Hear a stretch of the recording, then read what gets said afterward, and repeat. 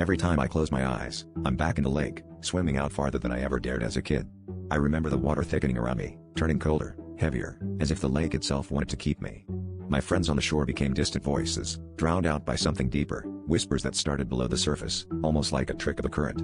But when I heard my name, clear and urgent, I knew it wasn't just my imagination. They promised me secrets, begged me to go deeper, to see what waited at the bottom, if I'd only stop fighting and let myself sink. It started as a dare, swim to the old buoy and back. But halfway there, my arms grew numb, and the water pressed in around me, thick as syrup. That's when I realized I wasn't alone. I glanced down, and in the murky green, I saw shadows shifting, circling beneath me. The voices grew louder, overlapping, each one more desperate than the last. They sounded familiar, like people I knew, people I'd lost. One voice was my sister's. She drowned when I was 10, and I never forgave myself. Now she was calling me, telling me she found a place where pain stopped, where I could see her again. Panic set in, but the pressure on my legs was real, pulling me lower as icy hands brushed my ankles.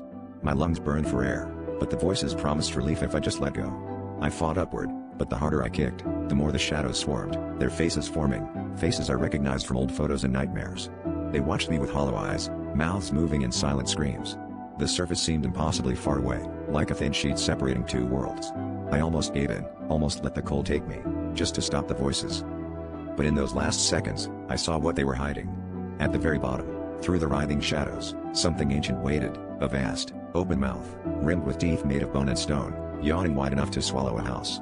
The voices weren't inviting me to join them, they were warning me, begging me to turn back before I was devoured too.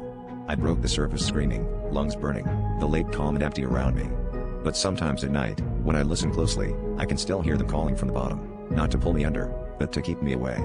Because something down there is always hungry, and it knows my name.